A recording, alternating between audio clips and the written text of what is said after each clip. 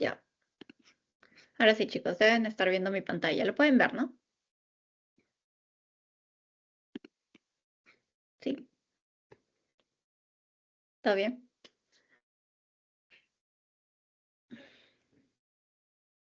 Tomaré eso como un sí. Gracias, André. Perfecto. Vamos a empezar. Esta clase está muy bonita, muy interesante. Mejor que la de ciclo celular porque hay muchos genes, marean. A mí no me gusta mucho, pero bueno, espero que me hayan podido entender. Em, Bien, vamos a ver entonces herencia, genética, replicación, reparación del ADN y bueno, transcripción también. ¿Ok? Entonces, va a ser una clase larga, pero algo tenía que hacer y no lo hice. Espérenme. Tenía que borrar algo y no lo hice. Sí, casi ven. Ah, espérenme. Algo tenía que hacer.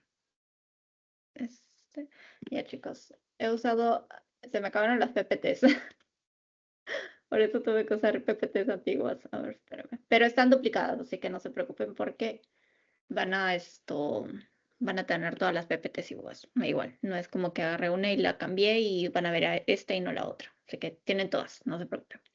Entonces, bien, vamos a ver esto, herencia genética y replicación, como dije. Primero vamos a empezar con la herencia. Vamos a hablar un poco nomás de la herencia para que puedan tener todo fijo. Entonces, primero vamos a hablar lo que estudia, bueno, la herencia, ¿no? Que vendría a ser la genética. Y la genética viene a ser la ciencia que estudia cómo se transmite las características de una generación a otra. ¿Ok? Cada ser humano tiene aprox 20.000 a 25.000 genes. Y eso se los dicen como dato en embriología, entonces probablemente se los pueden preguntar en un futuro. Ahorita no se enfoquen en eso, pero se los podrían preguntar. No sé si se los habrán puesto en esta PPT de este ciclo, pero bueno, ahí se los dejo. ¿Ok? Y bueno, para saber el estudio, en este caso la genética que estudia los genes, tenemos que saber a quién está estudiando, ¿no? Entonces, los genes vienen a ser toda la secuencia de ADN que incluye exones, intrones, regiones de control o regulatorias necesarias para la producción de una proteína o ARN funcional. ¿Ok? Y esto puede variar porque en eucariotas, por ejemplo, solamente todo ese procedimiento es para crear básicamente una sola proteína, mientras que en las procariotas, sí, en las eucariotas hacen eso, pero en las procariotas lo que hacen es crear más de una proteína. ¿Ok? Entonces, hay una diferencia entre ellas dos, pero sí la vamos a hablar más adelante. En este caso, el exón, para hablar de exón-intrón, que también lo vamos a ver adelante, viene a ser la región del ADN que sí va a codificar para proteínas, pero el intrón es la región no codificante. Están a la par, pero son diferentes, ¿ok? El intrón va a ser la que no codifica al ADN y está presente solamente en eucariotas. En procariotas no está, ¿ok? Y el exón sí va a codificar. Y vamos a ver más adelante qué va a pasar con los intrones, con los exones, pero bueno, vamos por partes. Bueno, y acá tenemos al padre de la genética, ¿no? Al que admiramos tanto, al que descubrió todo verificando básicamente el cambio en las arvejitas, ¿no? Y bueno, muchas otras cosas más, pero creo que todo empezó con las arvejitas, eh, tiene otro nombre. Bueno, ya me olvidé, pero todo empezó con las arvejitas. Entonces, este es Gregor Mendel, ¿ok? Él es un monje austriaco que en el siglo XIX hizo el experimento con plantas, en este caso arvejas guisantes, me había olvidado ese nombre, y se hizo la pregunta, ¿no? ¿Por qué algunas características reaparecen después de desaparecer una generación? ¿No? Y ahí empezó todo el tema.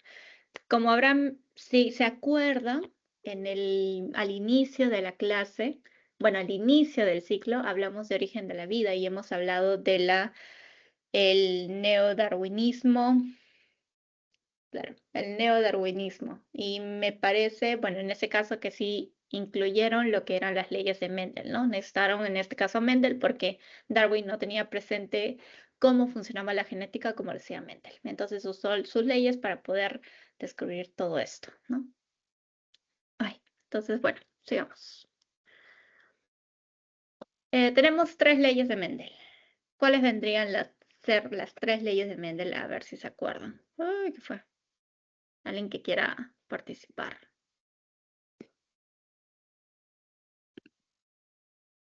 Alguien que se acuerde, alguien que lo haya visto. Lo vimos, seguramente lo habrán visto en Introducción a la Biología. No creo que lo hayan pasado por alto el tema. ¿Alguien?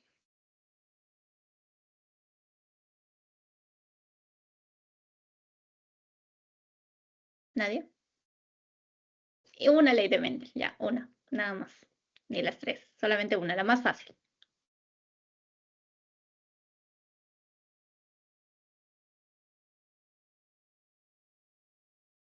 O alguien que me diga de qué trató una de las leyes de Mendel. No me tiene que decir el nombre, solamente lo que se acuerde.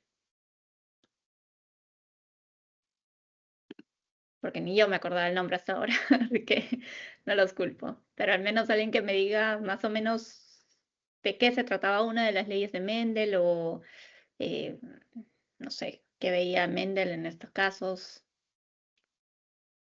Nadie, nadie. ¿Están cansados? Yo también. Bueno, chicos, se los dejo pasar por alto. Ya. Entonces vamos a hablar de las tres leyes del Mendel, ¿ya? Mejor lo voy a... Ok. La primera ley, ok, casi me trabo, es la ley de la uniformidad, ¿ok? Básicamente, la primera ley es la que dice que dos individuos, vamos a hablar de individuos porque podríamos hablar de flores, podríamos hablar de animales, pero nosotros somos futuros médicos, así que vamos a ver a personas, ¿no? Entonces, vamos a hablar de personas. La primera ley de Mendel indica que dos personas, ¿no? En este caso, tienen que ser puros homocigotos. ¿Se acuerdan lo que era homocigotos, heterocigotos, homocigotos, etcétera? Esto, dominante o recesivo. ¿Se acuerdan de eso? Yo creo que sí. Les iba a preguntar eso, pero ya les dije la respuesta. Yo creo que sí se acuerdan. Ok. Ah, me fui. ¿A qué son? Bueno, en este caso indica que los individuos que se crucen, bueno, vamos a decir nuestros padres, tienen que ser puros homocigotos, ¿ok? Y con rasgos opuestos, claro, ¿no? Para que tenga sentido, porque si son de rasgos iguales, obviamente, bueno, un poquito difícil, pero digamos que sí es el caso y saldrían los hijos tal y como son, ¿no? Entonces, homocigotos, tiene que ser puros homocigotos, por lo tanto, o es DD mayúscula, que vendría a ser esto, homocigoto dominante, o DD minúscula, que vendría a ser homocigoto recesivo, ¿no? Y bueno, serán iguales entre sí, tendrán carácter dominante, en este caso la primera generación, ¿no? Y bueno, hay que tener presente algo así, chicos.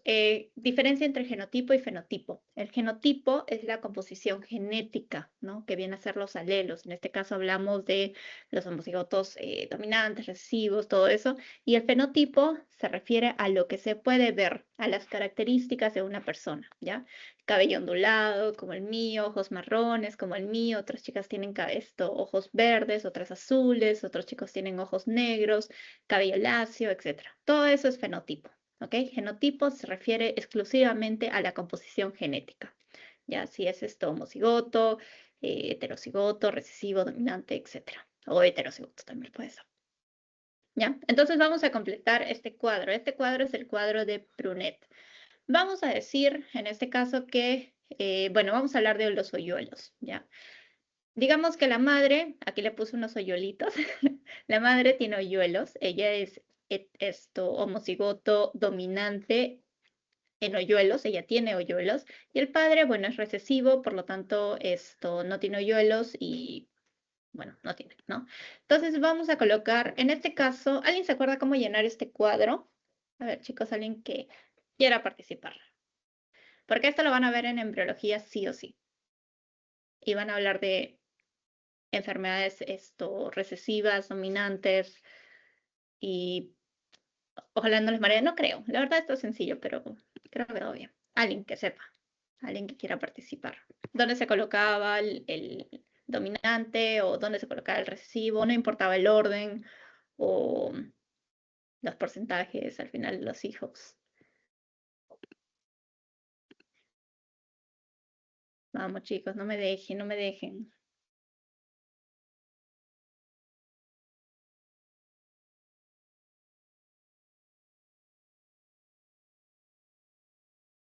Alguien, alguien, alguien.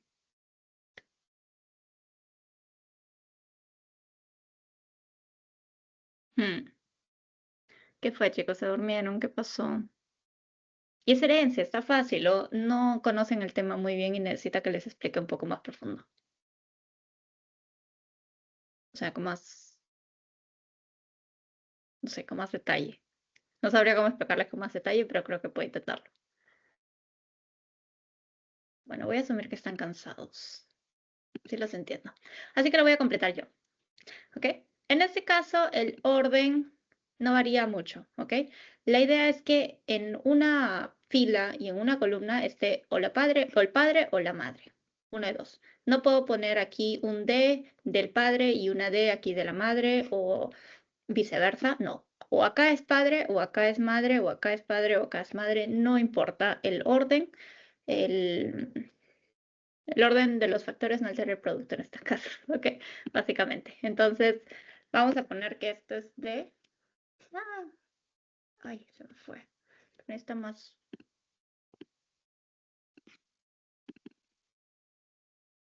Ya.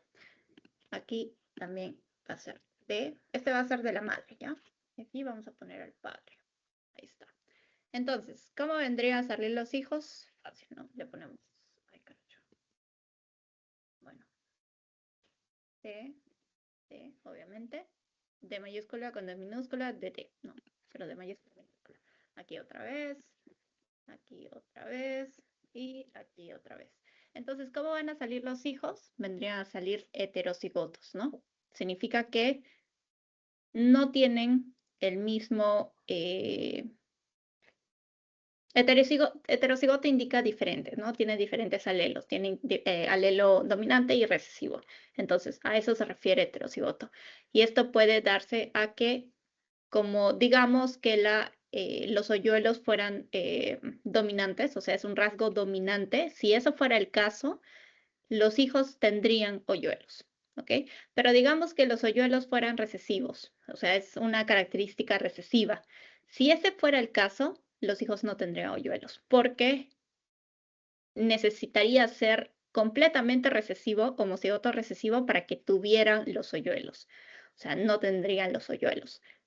Podría ser, ¿cómo se dice?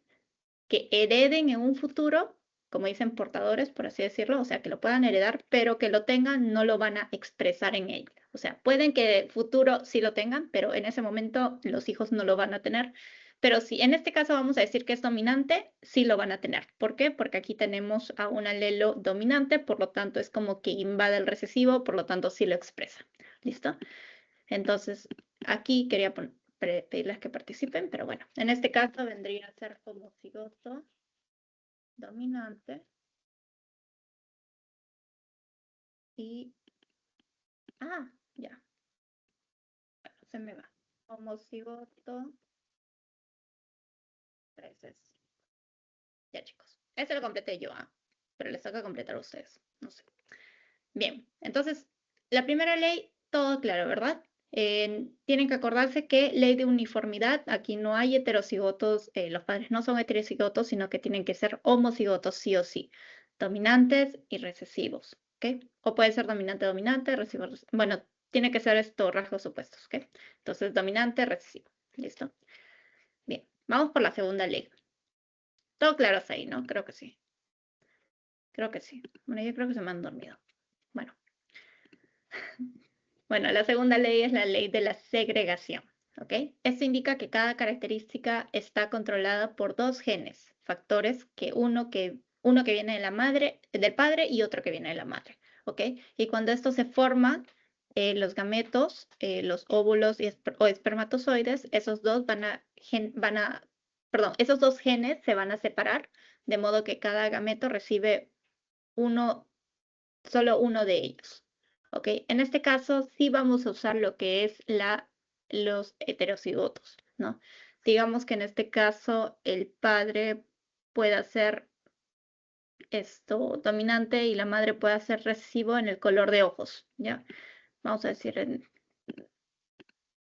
si pusiéramos que en este caso el dominante sería marrón, debido a que el color marrón es un color muy fuerte y es el que más expresa, obviamente siempre sería más que todo dominante. Sería muy difícil que salga, digamos, azul porque el marrón es muy fuerte, es un color muy fuerte, es un color que se expresa mucho, ¿no? La mayor porcentaje de personas en el mundo tiene ojos marrones, ojos negros, ojos oscuros, ¿ok? Entonces, siempre le va a ganar el verde al azul, ¿ok? Pero en este caso vamos a usar ejemplos de verde y azul, ¿ok? En este caso vamos a colocar que el padre es homocigoto dominante y esto lo vamos a colocar más grande para que se pueda ver. Para que se pueda ver. Ay, no puedo. Creo que está bien. Listo. Ok, entonces en este caso la madre va a ser heterocigoto. Ya, vamos a decirlo así. ¿Ok? Entonces, ¿qué vendría a salir acá? Podríamos tener que los hijos son uno de, bueno, el 25% vendría a ser, no, perdón, el 50, sí está bien. Ok, el 50 vendría a ser esto homocigoto dominante y acá tenemos homocigoto heterocigoto dominante, ¿no? Porque domina el A. Entonces tendríamos 50% heterocigoto dominante y acá tendríamos 50% homocigoto dominante, ¿ok? Entonces sí o sí, cualquiera de ellos podría tener ojos verdes porque domina el verde. Si en caso fuera el azul el que dominaría más que toda la genética, pues ninguno de ellos expresaría color esto, ¿qué estoy hablando? Color azul, claro. O sea, si quisieran esto, en este caso salir azul, no podrían porque ninguno de ellos tiene esto, ¿cómo se dice? Recesivo puro, homocigoto recesivo puro. Entonces no saldría azul, saldría verde, verde igual, ¿ok? Entonces, a esto se le dice, ¿cómo se cigoto dominante?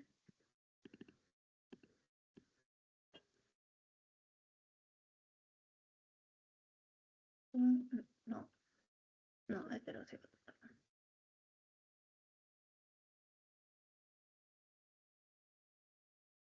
dominante. Mm, Recesivo. Listo. Ok. Entonces, esto es básicamente, ¿no? La segunda ley de segregación, sí usamos lo que son heterocigotos para que puedan salir diferentes, ¿no?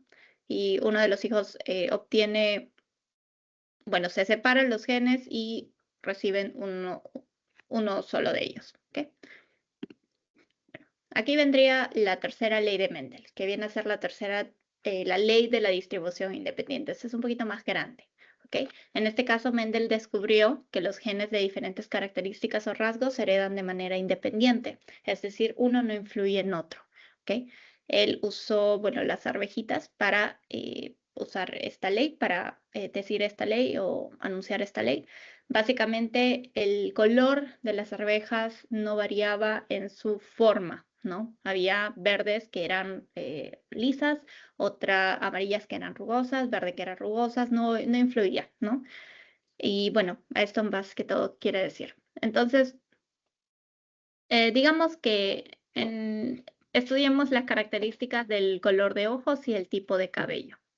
Tenemos el color de ojos que viene a ser marrones y verdes, ¿no? Y el tipo de cabello liso y rizado, ¿no? Entonces, un individuo tiene un gen para el color y tiene un gen para el tipo de cabello. ¿Ok? Esto no se mezcla, esto no tiene nada que ver uno con otro. ¿Listo? Entonces, en este caso, si fuera la madre y el padre, pondríamos lo mismo aquí y acá. ¿Ok? Entonces, vamos a cómo juntarlas. A con B, A mayúscula, o sea, A mayúscula con B mayúscula, A mayúscula con B minúscula, A minúscula con B mayúscula y A minúscula con B minúscula, ¿no? Ahí están todas las posibilidades. Y acá tenemos A mayúscula con B mayúscula. Se fue. Vamos a bajar un poquito esto. Ya. A mayúscula. A mayúscula con B minúscula. A minúscula con B mayúscula y A minúscula con B minúscula. ¿Listo? Entonces ahí están todas las posibilidades. Bueno, todas las características. ¿ok? Y de ahí vamos a sacar todas las posibilidades. Acá tendríamos que es AA, BB, AA, B. Ujú. Aquí tendríamos A, B, B mayúscula. Y aquí, uy, marea un poco. A, B, B. Listo. Igual acá, ¿no? Uy, me va a pasar todo esto haciéndolo. Bueno, empieza a salir todos los resultados porque me va a demorar, así que ustedes ahí tienen de tarea para que lo completen, ya. Entonces, básicamente unes todos y ahí están todas las posibilidades, ¿no? Que puedan salir, en este caso, ojos color marrón, ¿no? Con tipo de cabello liso, o puede salir ojos color marrón con tipo de cabello liso también porque tiene el dominante. Puede salir también ojos color marrón con cabello liso, bueno, lo mismo. Y bueno, básicamente acá vendría a ser lo mismo, ¿no? Marrones con liso. Bueno, pero más abajo tendrían, por ejemplo, verde, ¿no? Con rizado o esto, verde con liso, etcétera. Pero tienen que llenar todo. ¿Listo? Entonces esas vendrían a ser todas las probabilidades y que puedan salir de diferentes tipos, ¿no? O sea, ahí más que todo es, bueno, distribución independiente. Uno no difiere de otro. O sea, el gen de color de cabello no tiene nada que ver con el gen perdón, del color de ojos no tiene nada que ver con el gen de cabello. O sea, están en cromosomas diferentes. Pero hay algo que sí les quería mencionar y, por ejemplo, puede haber una influencia en el color de cabello con el color de ojos. Y no sé si han notado, pero cada vez que ven una persona rubia, es más probable que tenga ojos azules o ojos verdes. Y una persona de cabello marrón es más probable que tenga ojos marrones o negros a que tenga ojos verdes o azules, ojos claros. Y lo mismo con una persona de cabello negro. Y una persona de cabello rojizo es más probable que tenga ojos verdes o azules. Siempre es así. Es muy raro, perdón, claro, es muy común, ¿ok? Que sea el caso, pero es muy raro que en este caso vendría a ser, por ejemplo, una persona de cabello rojizo con ojos marrones, ¿ok? Porque en este caso sí se podría relacionar un poco, ¿ok? El gen que influye en el color de ojos no está en el mismo cromosoma que en el gen de tipo de cabello, ¿ok? O sea, en el color de ojos con el color de cabello no está en el mismo. En el color de ojos está en el cromosoma 15 y el gen del tipo de cabello, el color de cabello está en el 16, ¿ok? Y en este caso, en el cromosoma 15 o lo que influye con el color de ojos son estas dos. OCA2 y HERC, vamos a llamarla HERC2, ¿ok? La OCA, vamos a decir OCA2, ¿ok? Va a ser la producción de la melanina en los ojos, ¿ok? Y la HERC2 va a ser la que regule a la OCA2. Si es que esto la regula un poco, vendría a ser esto menos melanina y por lo tanto los ojos vendrían a ser mucho más claros, ¿no? Llegarían a ser esto azules o verdes, no marrones o negros. Entonces, y el MCR1 va a ser el tipo de melanina como eumelanina, feomelanina. Y esto va a ser directamente hacia el cabello. Eumelanina indica cuando son colores oscuros, como marrón o negro, y el feomelanina cuando es color rubio o rojizo. ¿Ok?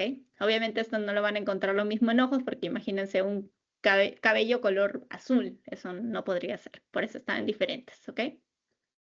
Entonces, teniendo esto presente, puede haber casos de que el MCR1 puede haberse afectado. Por lo tanto, digamos que lo normal es que esta persona tenga color de ojos azules o verdes, pero su color de cabello es marrón.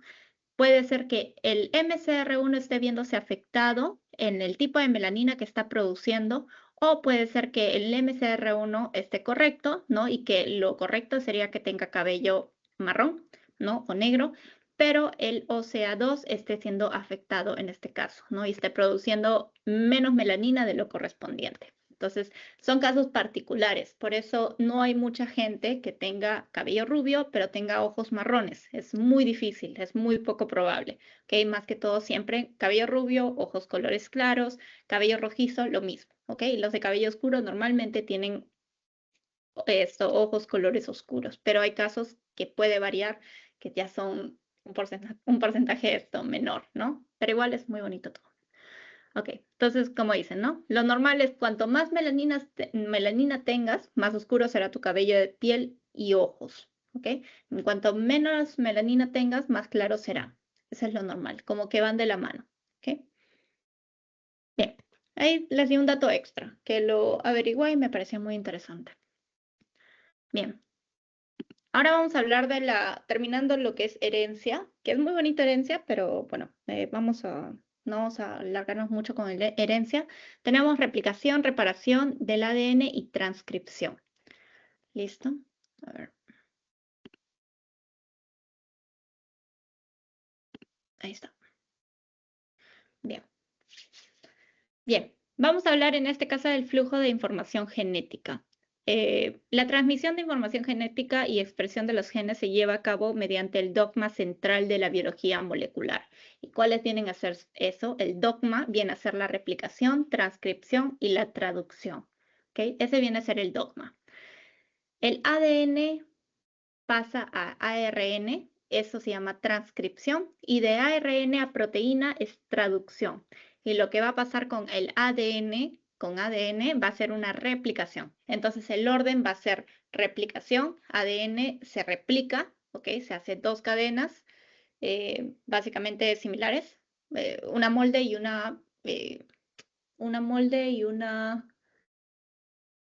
me olvidé, molde. Bueno, son dos cadenas, ¿ok? Que va a replicarse el ADN, ¿ok? Y después de que haya una replicación, va a haber una transcripción que va a pasar de ADN a ARN, ¿ok? Y de ARN a proteína va a haber una traducción, ¿ok? Bueno, en inglés, translation, transcription, replication, ¿ok? Y bueno, como vamos a empezar con la replicación, de una vez les voy a decir que la replicación viene a ser la copia del ADN a sí mismo, y esto va a suceder en la fase S, ¿ok? Recuerden que hablamos de la fase S, que es donde sucedía la replicación del ADN. Bueno, esto va a pasar en la fase S. En procariotas sucede en el citoplasma y en eucariotas sucede en el núcleo, ¿ok?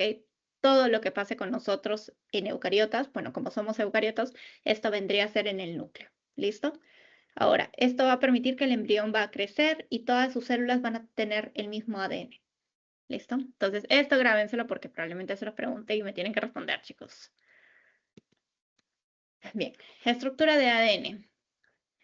Bueno, la estructura lo determinó James Watson y Francis Crick en 1953 y ganaron un premio Nobel a la medicina en 1962 por eso.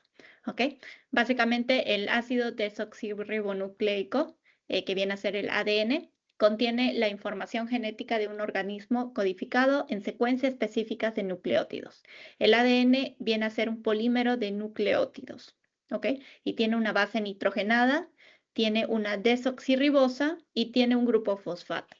Ojo, chicos, desoxirribosa y pentosa es básicamente lo mismo, pero en su práctica de biología no pongan que es ribosa, porque no les van a considerar. Pónganle desoxirribosa, pongan el más complicado. Pentosa probablemente les digan, no, pentosa es muy fácil, no te lo acepto. Así que no pierdan puntos en pasitos, ¿ok? Desoxirribosa. ¿Y cuál vendría a ser el del ARN? Ribosa, ¿ok? Bien. Entonces, bueno, necesito un grupo fosfato, desoxirribosa y una base nitrogenada, ¿no? Aquí podemos observarlo. Todo esto vendría a ser una estructura de ADN, ¿listo?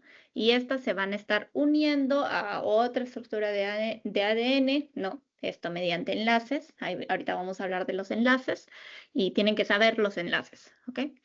Y bueno, acá está la base nitrogenada, la desoxirribosa y el grupo fosfato que van a estar uniéndose, ¿ven? Ah, y para que se acuerden, tenemos citosina, timina, adenina y guanina, ¿verdad? Entonces, tienen que acordarse que adenina y guanina son purinas y la citosina y la timina son pirimidinas. Y si quieren acordarse, acuérdense solamente de una, de la adenina y la guanina. Yo escuché esto y creo que se me hizo un muy buen ejemplo.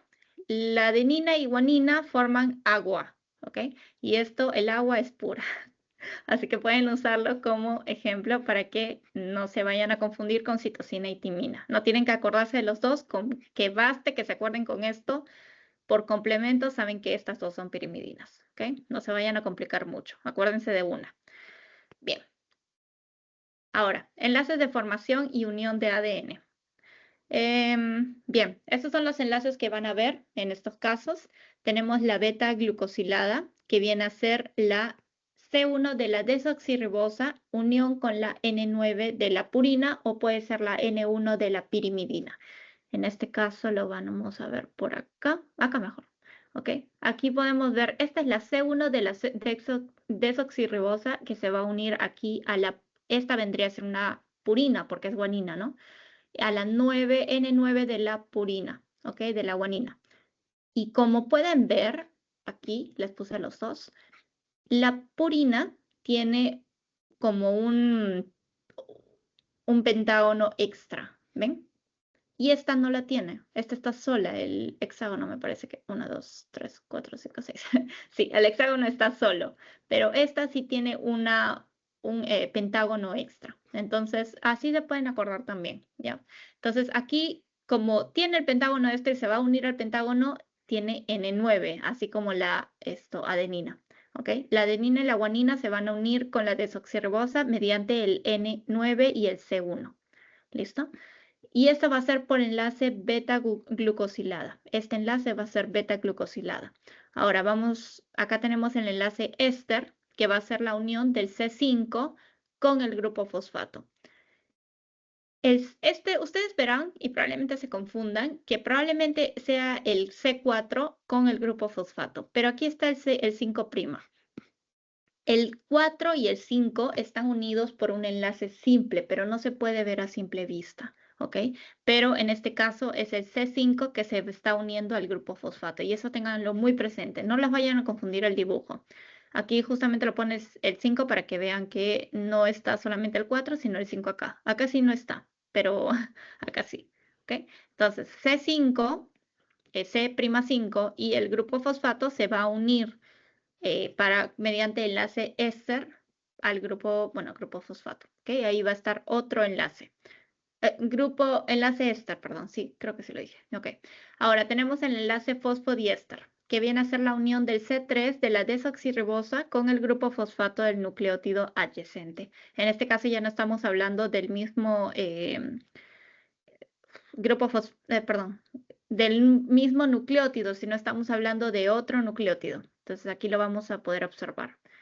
Aquí está el nucleótido, tenemos su adenina con su desoxirribosa y con su grupo fosfato, y aquí se va a unir a otro grupo fosfato mediante el C3.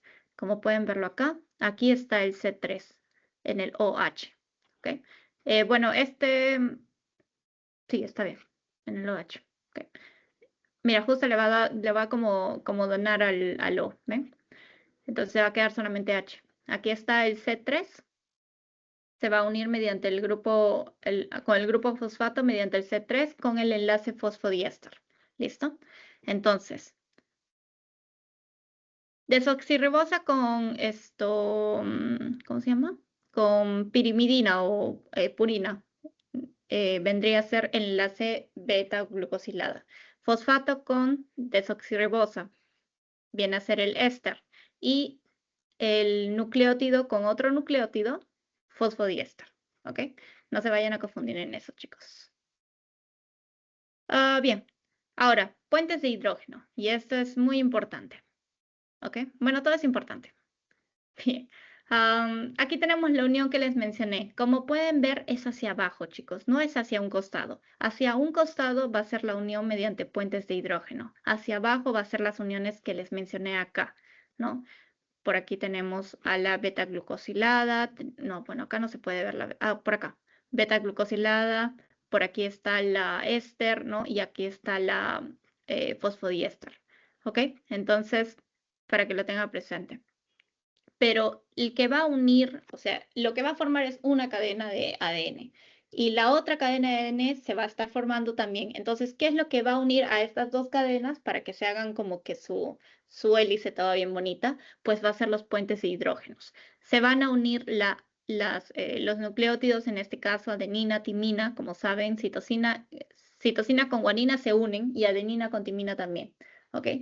Pero como pueden observar aquí, adenina y timina se unen mediante dos puentes de hidrógeno, mientras que citosina y guanina se unen por tres puentes de hidrógeno. Entonces, si yo necesitara dividir la cadena de ADN, ¿cuál escogería para romper? ¿Cuál puente de hidrógeno yo escogería? ¿O cuál unión escogería? ¿Alguien que me quiera decir?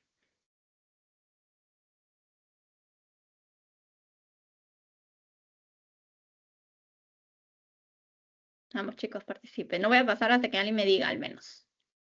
Una. El de No va a la pasar. A y T. ¿Cuál? El de que dice A y T. Adenina, Adenina y timina. timina. El ¿Por qué? doble enlace de hidrógeno. Ah, porque al tener doble enlace como que requiere menos energía que el del triple enlace. Exacto, chicos. Muy bien. ¿Cuál es su nombre, perdón? César Augusto, Valenzuela. Ah, hola César. Gracias, César. Perfecto. Muy bien. Exacto. Justamente porque tiene menos puentes de hidrógeno, es mucho más fácil romper que alguien que tiene tres. Ahora, si quieren acordarse de que adenina y timina tienen solamente dos puentes de hidrógeno, pónganse a pensar que adenina engaña a timina, ¿ok? ¿Por qué? Los únicos que se unen por siempre y para siempre y hasta que la muerte los separe va a ser citosina y guanina. Citosina no se une a otro que no sea guanina y guanina no se une a otro que no sea citosina. En cambio, adenina sí se puede unir a uracilo y sí se puede unir a timina. O sea, adenina es infiel, sea él o ella es infiel. Entonces, en este caso, sabemos, ¿no? Para uracilo, ¿de quién estamos hablando? A ver, si es que digo que adenina se une a uracilo, ¿quién estamos hablando?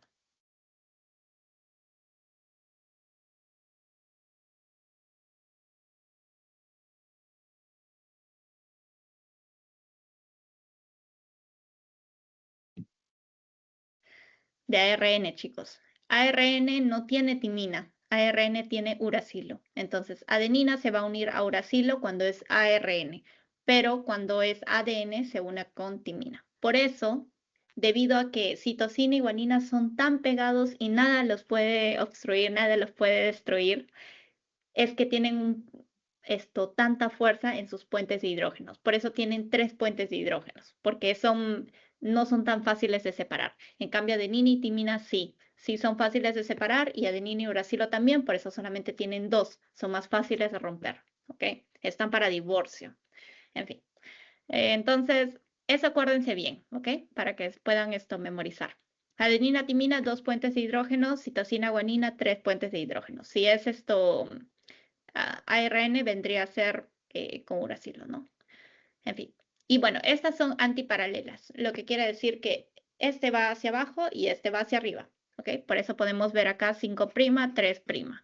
Y por aquí abajo debería estar 3', 5', ¿ok? Antiparalelas. No van a la par y no van a la misma dirección, sino que van a la contra. Bien, me fui un poco de largo. Bueno, replicación. Chicos, ¿se acuerdan que les dije qué era la replicación? A ver, alguien que me pueda decir, porque está aquí, no lo voy a mostrar hasta que alguien me diga. A ver, ¿qué es replicación?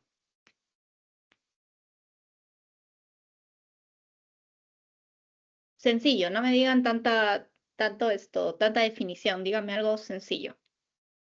Algo del ADN, esto del ARN, tal de los dos, cualquier cosa.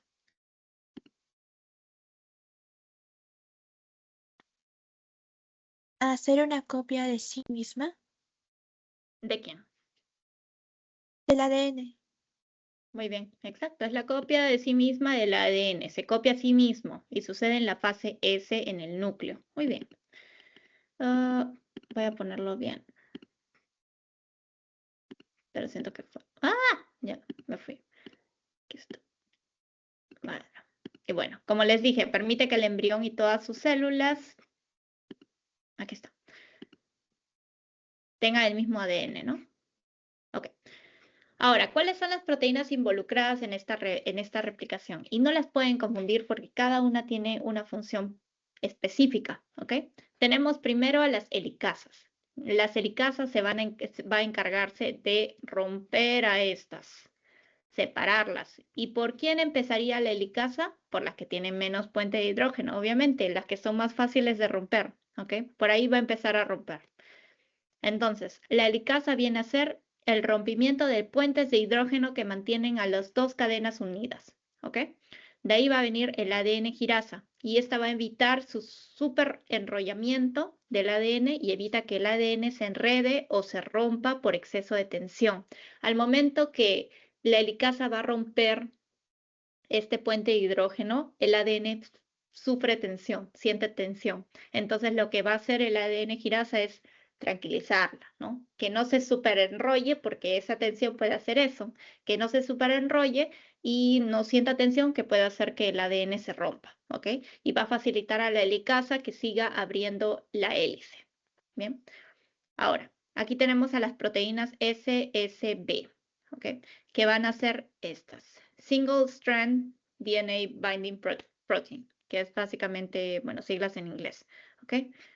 Estas son cadenas que se unen a cadenas simples de ADN y impide que la hélice se vuelva a formar e impide la formación del emparejamiento interno. Al momento que la helicasa entra y la rompe, el ADN no se va a quedar así, no va a decir, bueno, ahí me quedo porque así me lo indicaron. El ADN es malcriado. Lo que va a hacer es empezar a unirse como quiera porque los nucleótidos están como que expuestos, entonces siempre van a intentar unirse a sus pares, ¿ok? Entonces puede hacer que se forme que se vuelvan a formar la hélice o incluso que se forme con otros, entonces quede medio raro. Entonces lo que va a hacer la proteína SSB es mantenerlas firmes, mantenerlas para que no se puedan unir, ¿ok?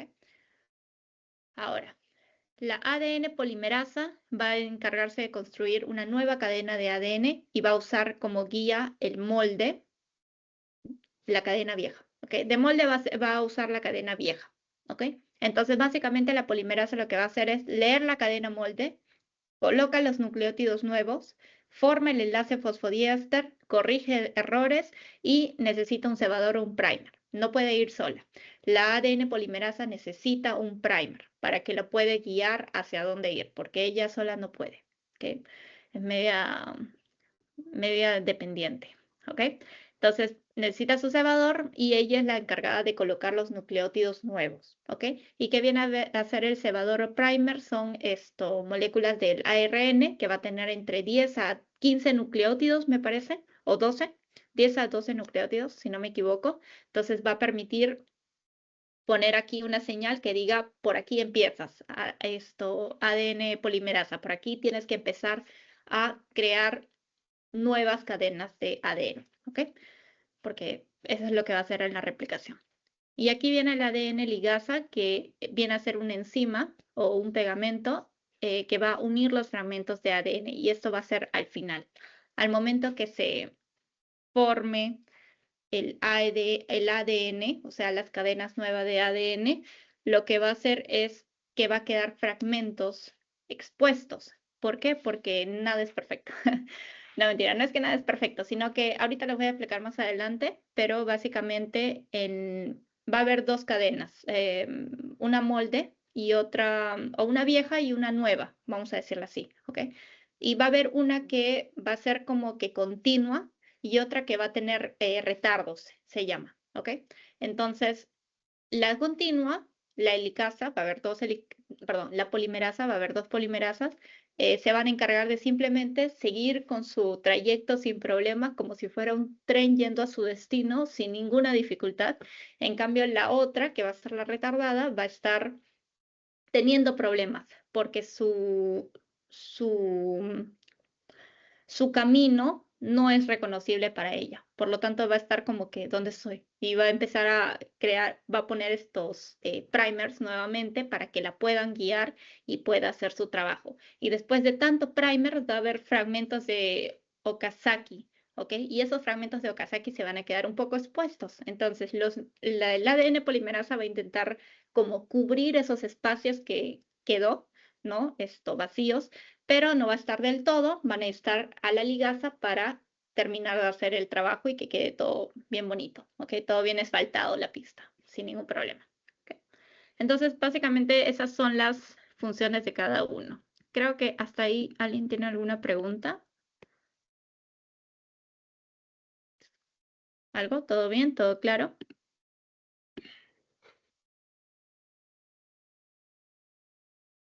Sí, genial. Es la idea. Bien, muy bien chicos, sigamos entonces al toque para que vayan a dormir o vayan a estudiar. Bien, replicación en procariotas. Ya. Ok, entonces, es lo mismo de acá. Sí, perdón. Vamos a hablar ahora de las procariotas solamente. Después vamos a hablar de las eucariotas. Las procariotas son más sencillas que las eucariotas, pero pueden verlo un poco complicado acá porque tienen casi la misma función, solamente que como la procariota se hace en el citoplasma y la eucariota se hace en el núcleo tiene más cuidado, es más estricta, hay más ¿cómo se diría? Hay, hay más hay más enzimas, hay más proteínas, entonces hay mucha más cosa involucrada en ella, por lo tanto la hace complicada, pero de por sí el proceso es muy similar, ¿ok? Entonces vamos a hablar de la procariota. En este caso tenemos la ADN polimerasa, que es la que confunde más. Tenemos dos tipos. Tres. Dos, perdón. Una y tres, ¿ok? Tenemos la 3 que viene a ser la que realiza la síntesis de ADN, ¿ok? Y la 1 es la que remueve los cebadores y alarga los fragmentos de Okazaki. Básicamente la 3 es la que va a realizar la colocación de los nucleótidos, ¿no? Está bien linda ella. Y la 1 va a ser la que cuando termine el trabajo diga, bueno, cebadores se van y vamos a alargar los fragmentos de Okazaki para que de ahí entre la ligasa y los fragmentos todo bien bonito y todo esté bien. ¿Ok? Entonces, no las vayan a confundir. Les pueden preguntar. El inicio básicamente de esto es que, bueno, ustedes saben que se realiza en el citoplasma, no se olviden de eso, chicos, procariotas de citoplasma, ¿ok? Su origen, tiene un origen de replicación y este se llama el ORIC, ¿ok? En el caso de las eucariotas se llama ORC, ¿ok? Que es Origin Recognition Complex, ¿ok? Y esto es solamente en eucariotas. ORIC es solamente en procariotas, ¿ok? Por eso lo pongo de verde, probablemente les pregunte porque le voy a preguntar, ¿ok? Entonces, bueno, tienen que tener presente que el inicio va a ser rico en adenina y timina. ¿Y por qué va a ser rico en adenina y timina? A ver, alguien que me pueda decir. El origen de la replicación va a ser rico en adenina y timina. ¿Por qué? Alguien que me quiera decir.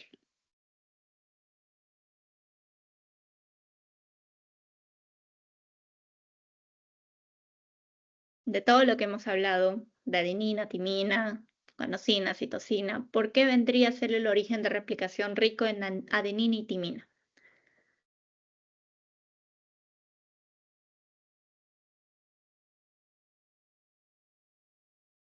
¿Alguien, chicos? La primera idea que se les venga a la cabeza.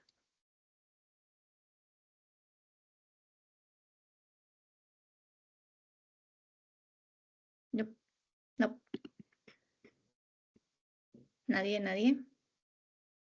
Bueno, recuerden que les dije que la helicasa la que tenía que romper era el puente de hidrógeno más fácil de romper, que en este caso vendría a ser de adenina y timina. Es por eso que su inicio de replicación, su origen de replicación es la adenina y timina, chicos, porque la helicasa tiene que romper estas cadenas porque tienen que replicarlas. Entonces, tiene que irse por lo más fácil, ¿ok? Y va a tener proteínas iniciadoras que vienen a ser la DNA. Ah, lo siento, chicos. Ya. Esto va a pasar en el inicio, ¿ok? Va a tener un origen replicación, ahí va a entrar esto, bueno, sabemos que va a ser rico en adenina y timina, proteínas iniciadoras, etc. ¿Ok? De ahí viene la elongación, perdón. El ADN polimerasa 3, como saben, es el que añade nucleótidos, es el que sintetiza el ADN, eso no se olviden, chicos, ¿ok? El ADN polimerasa 3 va a añadir nucleótidos complementarios y va a sintetizar 5 a 3', ¿ok? Leyendo la hebra molde 3 a 5', ¿ok? Entonces, su camino de la ADN polimerasa es 5 a 3', ¿ok? Eso para que lo tenga presente. Tiene que colocar de 5 a 3', no puede ser de 3 a 5'. Siempre es de inicio, digamos que 5' hasta el final, le va colocando hacia el final, porque si coloca al inicio como que se traba, ¿no? Entonces va colocando hacia el final, ¿ok? Va a haber una hebra líder y una rezagada, que eso es lo que les dije. Puede ser líder, puede ser esto continua o puede ser esto retardada, en este caso el rezagada, es lo mismo, ¿ok? Pero vamos a decirle líder y rezagada. La líder es la síntesis continua, lo que les dije. La polimerasa no va a tener ningún problema en llenar con nucleótidos, obviamente ya pasó la helicasa, etcétera, todo bien, ¿no? Pero la polimerasa 3 no va a tener ningún problema en llenar con nucleótidos, porque va a ser continua, va a ir según su camino, va a ser el camino que ella conoce. Pero en el caso de la rezagada, y aquí lo podemos ver, miren, aquí está la polimerasa, está yendo a su camino normal, y aquí está de 3 a 5', ¿no? Está yendo por su camino normal, ¿ok? Pero en este caso hay un problema, que este camino no lo va a reconocer. Entonces lo que va a hacer es tener problemas y va a tener que solicitar cebadores, o en este caso primers, perdón, para que puedan guiarla nuevamente. Entonces, llegué aquí, me perdí, no sé a dónde ir, no sé qué hacer. Llega el primer, se coloca ahí, ya me guié, seguimos el camino. Otra vez, llegué hasta el fin, me perdí, no sé qué hacer. Le pongo otro primer, sigue el camino. Y así hasta que continúe, ¿ok? Y estos fragmentos, que va a ser de esto, primer a primer, va a llamarse fragmentos de Okazaki. ¿Listo? Entonces, cada fragmento, como les dije, necesita un cebador nuevo, necesita guiarse nuevamente la polimerasa para que pueda continuar el trabajo, ¿ok? Sin atrasarse. Y de ahí va a venir la terminación, que básicamente la polimerasa 1 va a reemplazar los cebadores de ARN por ADN. O sea, recuerden que los cebadores eran, eran básicamente fragmentos de ARN. Entonces tiene que reemplazarlo por ADN. No se puede quedar ARN y ADN una sola. Entonces va a reemplazar ARN con ADN, ¿ok? Y de ahí la ligasa va a unir esos fragmentos de Okazaki, las horquillas que se encuentran en la región perdón. Ok, van a haber unas horquillas aquí, ¿ok? Estas básicamente horquillas, esta formación como de un embudo. ¿Ok? Van a situarse en la región TER. O sea, al momento que se forme, así como hay un origen de la replicación, va a haber una terminación. Por eso se llama TER, ¿ok? La región TER. Las horquillas llegan, llegó la helicasa, rompió todas las cadenas que tenía que romper hasta un punto, hasta el punto TER, donde ya no va a haber más rompimiento de cadena porque ya terminó su trabajo y la polimerasa es la que va a empezar a replicar en toda esa zona, ¿ok? Entonces, a eso se refiere. Y de ahí va a entrar la, bueno, topoisomerasa 2, que viene a ser la girasa, que esta va a separar las moléculas circulares hijas, ¿ok? Una vez que se formó todo esto replicación, obviamente dos cadenas idénticas de ADN, lo que va a hacer es separarlas. Así como en mitosis, básicamente, la citocinesis, bueno, se formó y de ahí la separa, ¿no? Las corta, lo mismo. Entonces, bien, eso para que lo tengan presente. Ahora, se puede dar el caso por esta, que está teniendo problemas, ¿no? Que se haga como, esta se llama método del trombón. Sí, del trombón, me parece. ¿Ok? Como pueden verla acá, se supone que debería ser como un embudo, ¿ven acá? Ok, pero este se fue así, y justamente para que se pueda guiar nuevamente. ¿Ok? Entonces, sí, básicamente la polimerasa van a estar a la altura, entonces en vez de que continúe su camino y tenga muchos problemas para poder hacer su trabajo ¿no? Porque esta no tiene ningún problema, esta está yendo en la dirección correcta que es, pero ella sí está teniendo problemas. Entonces lo que va a hacer es como que continuar el camino, pero va a venir un cebador acá, se va a colocar acá, y una vez que este avance, este también va a avanzar y va a poder llenar los nucleótidos, ¿ok? Para que me comprendan mejor, porque puede ser un poco confuso, les voy a mostrar un video. No sé si mostrarle este solo otro. Creo que este está bien. Voy a salir, espérame.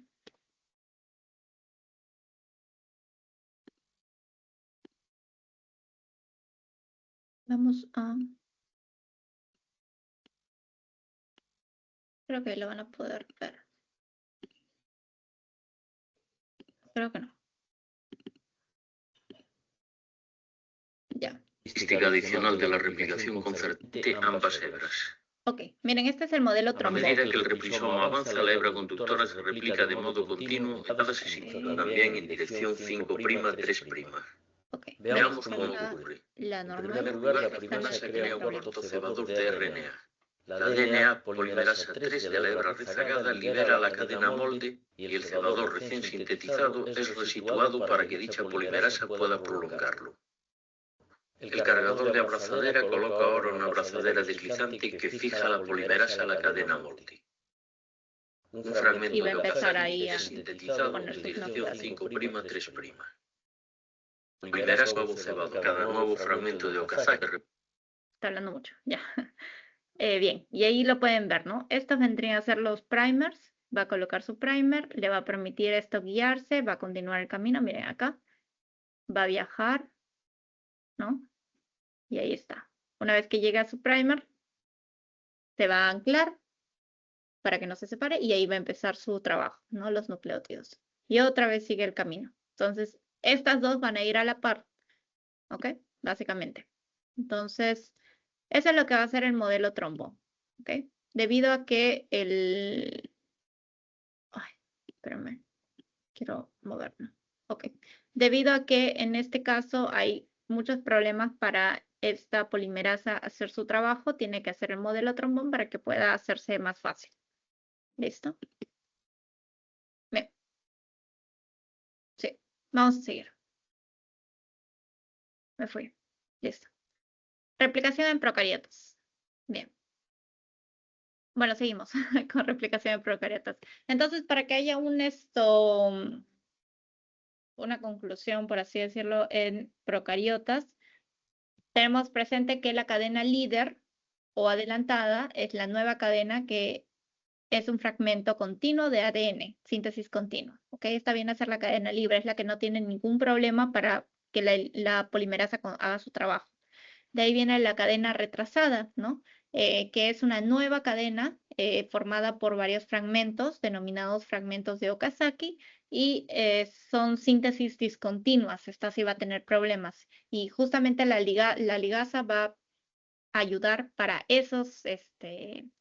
esa cadena retrasada que tuvo muchos problemas para que todo esté compacto. ¿Ok? Y bueno, ADN polimerasa 1 viene a ser, bueno, en este caso exonucleasa 5'3', que va a remover el cebador, y polimeración 5'3' que va a polimerizar nuevos nucleótidos en los espacios dejados por los cebadores. ¿Ok? La polimerasa 1 se va a encargar de remover los cebadores y cambiar el ARN de los cebadores por ADN, ¿ok? Es lo único que va a hacer, ¿ok? Y la polimerasa 3 es la que se va a encargar de colocar los nucleótidos según su trabajo, ¿ok? Y de ahí la ligasa es la que va a ayudar en este caso, ¿no? Une los fragmentos de ADN, fragmentos de Okazaki, y va a generar una hebra común, continua. Este era otro que quería preguntarles y ya me olvidé. Ya. A ver, chicos, si se acuerdan, ¿dónde ocurre la duplicación del ADN? ¿Se acuerdan?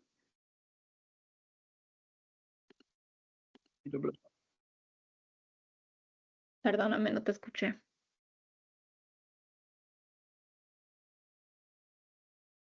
¿Quién me habló? No lo escuché. Vamos, chicos, no sean tímidos, porque... Ah.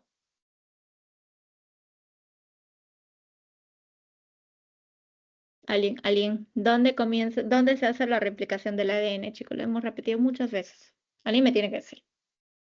Si no, no puedo continuar.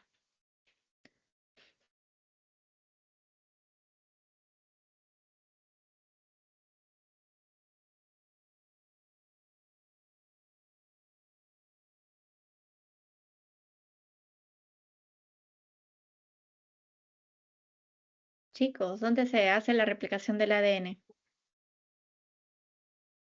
¿En qué fase sucede la replicación del ADN?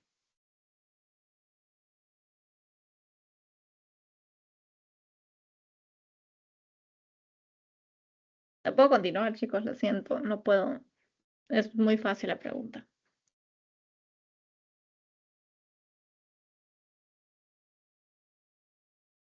A ver, voy a llamar. César Augusto ya me dijo. Vamos por Flavia. A ver, Flavia, ¿dónde se realiza la síntesis del ADN? ¿En qué fase?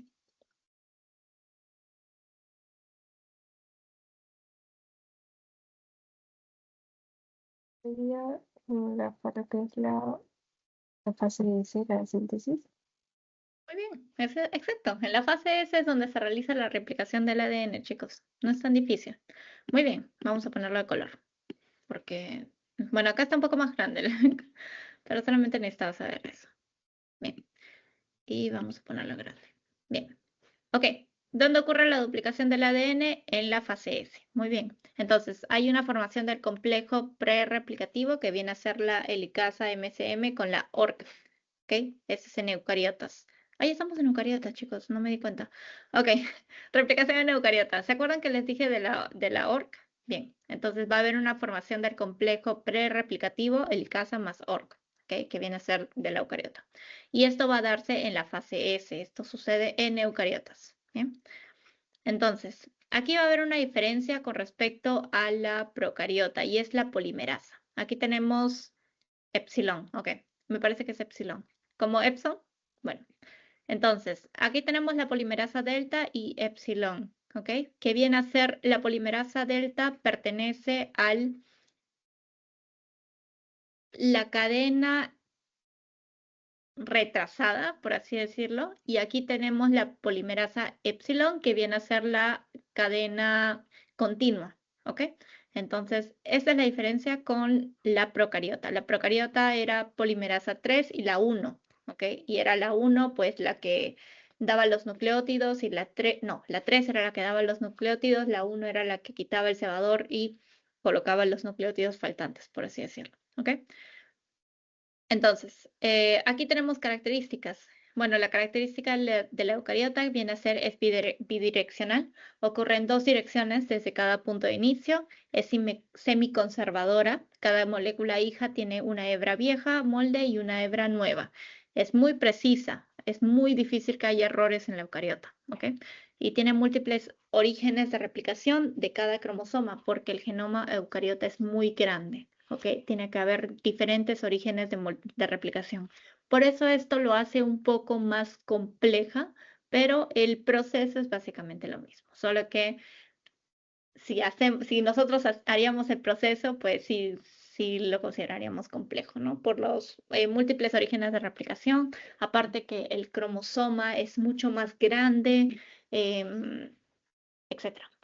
Participan más proteínas, más genes, muchas cosas, ¿ok? Entonces, algo diferente también de la procariota es esta, la eliminación del cebador y la unión final.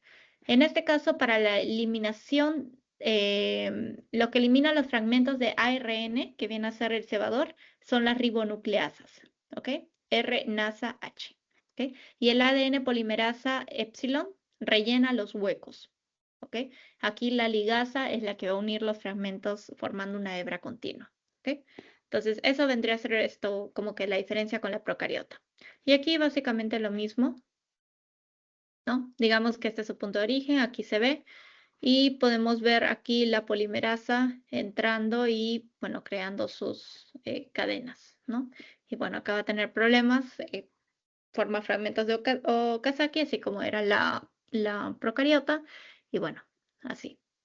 Básicamente muy parecida. Y aquí está el ADN replicado. ¿Ok? Bien, ahora vamos a hablar de la reparación del ADN. ¿Ok? La reparación de desajuste o Strand Directed Mismatch Repair. ¿Ok? En este caso tenemos dos tipos, que viene a ser la DAM-metilasa y la proteína MUT. La DAM-metilasa va a ser la encargada de metilar o dar color, o si quieren decirle, o darle una señal a la adenina. ¿Ok? De eso se va a encargar. Y estas dos solamente están en procariotas, no están en eucariotas. En eucariotas están la MUT alfa y MUT L alfa o MUT beta también. ¿Ok? Pero estas de por sí están en procariotas solamente. ¿Ok? Entonces, ¿para qué va a darle la señal a la adenina? Porque en este caso va a haber una hebra vieja y una hebra nueva. Entonces, la vieja es la que sí o sí va a tener la señal de DAM-metilasa que indica que todo está bien.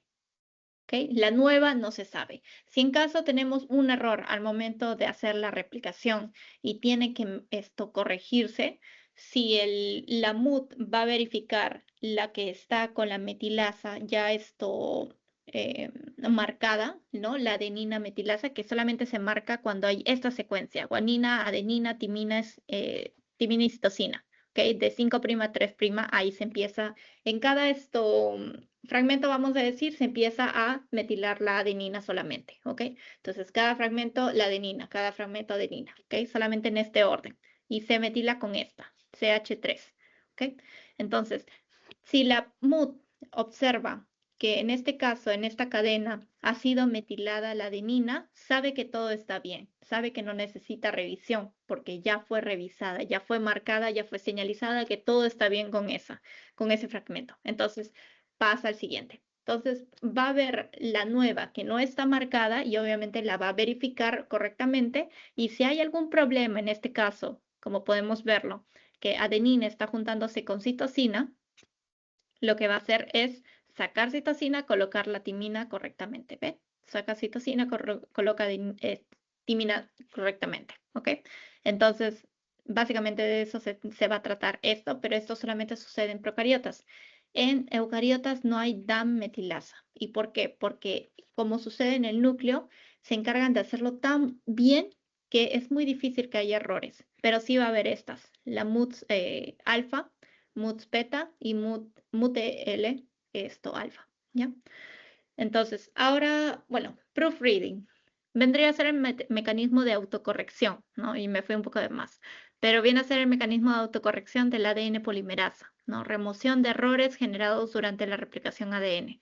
Entonces, la actividad exonucleasa 3', 5', eliminación de nucleótidos mal emparejados. La corrección que vas a ver va a ser de 3' a 5', ¿ven? Va a ir de acá para arriba, ¿ok? Nunca va a ir de 3 a 5', sino perdón, de 5 a 3', sino va a ir de 3 a 5', ¿ok? De abajo hacia arriba, básicamente. Entonces, aquí podemos ver, ¿no? Va a haber la corrección y esto va a ser por la polimerasa. ¿Ok? Bien. Entonces, básicamente esto es lo que tienen que saber. Ahora vamos a hablar de la transcripción del ADN. Bien. Bueno. Perdón. Del ADN, sí está bien. Me mareé. Bueno, saben que la transcripción del ADN viene a ser de ADN a ARN. Por eso me estaba mareando. Pero está bien, ¿ok? Vamos a hablar del ARN entonces. ARN viene a ser una estructura, o bueno, viene a ser una molécula monocatenaria. ¿Qué quiere decir monocatenaria? Que solamente tiene una cadena. El ADN es bicatenaria, por lo tanto tiene dos cadenas, ¿ok? Entonces, el ARN se llama también ácido ribonucleico, ¿ok? Es un polímero de ribonucleótidos, ¿ok? Recuerden que ADN era polímero de desoxirribonucleótidos, pero en este caso es ribonucleótidos, ¿ok? Los ribonucleótidos, perdón, va a ser la ribosa, base nitrogenada, AGUC, y el grupo fosfato. Recuerden que aquí no hay timina, aquí hay uracilo, ¿ok? Entonces, y bueno, molécula monocatenaria. Ahora, principales tipos de ARN, los que vamos a ver siempre. ARN mensajero, ribosómico y de transferencia. ¿Okay? Esos son los principales para el proceso de transcripción y traducción. ¿Ok? Y bueno, acá tenemos la función de cada uno, básicamente. El ARN mensajero es el encargado, de codificar proteínas. ¿Ok? Va a ser el mensajero el que mande a codificar las proteínas. La ribosomal, en este caso ribosómico, se va a encargar de formar estructuras básicas para las ribosomas. ¿Se acuerdan que les dije mucho antes que los ribosomas, las subunidades de los ribosomas se formaban en el núcleo? Bien, eso es lo que va a hacer básicamente, que va a formar estructuras básicas del ribosoma en el núcleo y bueno, esto va a permitir también la catalización de las proteínas, la síntesis de proteínas. ¿Ok? Y aquí, bueno, transferencia, básicamente transferir ARN, ¿no? De central a la síntesis de proteínas como también adaptadores va a servir, de adaptador entre el mensajero y los aminoácidos. ¿Ok? Ok, entonces acá tenemos solamente una cadena, como les dije. Y bueno, aquí va a haber una unión también de los nucleótidos. Por ejemplo, bueno, en este caso no es citosina bueno, eso no. Pero va a haber una unión entre los nucleótidos, pero no va a ser como el ADN, porque el ADN tiene dos cadenas, por lo tanto tiene que unirse por puentes de hidrógeno. En este caso no vendría a ser así, sino viene a ser horizontal como lo habíamos visto. Beta-glucosilada, éster y fosfodiéster, ¿se acuerdan? Así es como se van a unir, ¿ok? Y ahora saben que, bueno, el ARN tiene uracilo, no se olviden de eso, no los confundan con ADN, ¿ok? Otra cosita que quería decirles, miren, aquí en su ribosa, el ARN tiene OH, tiene un hidroxilo, pero si vemos aquí en el ADN, cuando no me pierda, por acá debe estar, no está, aquí está. Aquí lo que va a tener en su desoxirribosa va a ser H. El ARN tiene hidroxilo, pero aquí en el ADN tienen hidrógeno solamente, ¿ok? Entonces, bueno, para que lo tenga presente. Ok, transcripción del ADN, ok. Bueno, viene a hacer la síntesis de molécula de ARN. Básicamente esto usa un molde, una de las cadenas de ADN y esta se va a transcribir a ARN, ¿ok? La molécula de ARN resultante es complementaria a la hebra molde o no codante. Esto quiere decir, aquí la podemos ver, al momento que se realice la transcripción, no me dejan, ok, al momento que realicemos la transcripción, aquí tenemos la cadena no moldeo codante. Es la que va a imitar, ¿ven? Es lo mismo. A, G, bueno, en este caso U, U, C, G, A, etc. Y así va a seguir. Va a imitar a la no molde. Entonces va a ser complementaria a la molde. ¿Ok? No las vayan a confundir. Aquí indica complementaria a la hebra molde. Básicamente lo mismo a la no molde, solo que va a cambiar lo que es timina con uracilo. ¿Ok? Ok, entonces, bien, ya que tienen presente esto, proceso realizado por la ARN polimerasa. Para que ocurra la transcripción ya no va a haber la ADN polimerasa, ahora va a haber la ARN polimerasa. ¿Ok? Y esta va a polimerizar en dirección 5 a 3' como era la ADN. ¿Ok? Y va a usar un molde, va a usar como molde una de las cadenas de ADN. No requiere cebador. En el ARN no requiere cebador, no requiere primer para que pueda hacer la ARN polimerasa su trabajo, así como lo hacía la ADN. La ARN polimerasa es completamente independiente, no necesita alguien que la ayude. ¿Ok? Se parece a mí. No, mentira. Y bien, bueno, básicamente eso es lo que va a pasar, ¿no? Y también tener presente que no todo el genoma se transcribe en un solo evento, solo se transcribe o se expresa ciertas regiones según las necesidades de la célula. Bueno, lo que quiere decir esto es que recuerden que para la transcripción no va a ser como la replicación, sino que para la transcripción solamente se va a transcribir lo que para la proteína que se necesite crear. Por lo tanto, no necesita transcribir todo el genoma, solamente partes esenciales, lo necesario para la célula. ¿Ok? Entonces, la región del ADN que se transcriba se denomina unidad de transcripción. ¿Ok? O sea, solamente la parte que se va a transcribir es la unidad de transcripción. ¿Ya? Bien. Transcripción en procariotas. Otra vez, ya. Bueno, en este caso sabemos que es el ARN polimerasa la que va a realizar la copia de la información del ADN y la transforma en ARN durante la transcripción. El núcleo hace la reacción química de unir nucleótidos y el factor sigma le dice dónde empezar a copiar. Entonces, la unión del núcleo del ARN polimerasa con el factor sigma, que viene a ser el reconocimiento del promotor, va a crear la holoenzima. Holoenzima viene a ser toda la polimerasa básicamente, ¿ok? La unión de su núcleo con el factor sigma, ¿ok? Y el núcleo, bueno, tiene dos copias de alfa, beta, beta prima y esta no me acuerdo el nombre. No me acuerdo el nombre de cómo se le decía esto. Matemática, no me gusta mate. Ok, pero ahí se los dejo de tarea, ahí queda. Bien, ¿qué pasa durante la iniciación? Bueno, va a haber una formación de complejo de la holoenzima, ARN polimerasa, núcleo más sigma, ¿ok? Entonces, básicamente esto, ¿cómo les digo? Ok. Para que empiece esto a transcribir, primero tienen que encontrar al promotor. ¿Y cómo va a ser el reconocimiento del promotor? No lo puede hacer solamente el núcleo, necesita unirse al sigma para esto. ¿Ok? Entonces se va a unir la polimerasa en el núcleo al sigma, va a formar la holoenzima y después va a haber el reconocimiento del promotor. Cuando encuentra la secuencia correcta, el factor se une firmemente y esto va a hacer que la polimerasa, el núcleo, se une a esta. ¿Ok? Entonces, ¿cómo encuentra el promotor? Con esa secuencia. En el -35 va a encontrar TT, vamos a poner TT-GACA. ¿Ok? Y esto, bueno, va a ayudar al ARN polimerasa a que se ancle y, bueno, en el -10 al TAT-T. ¿Ok?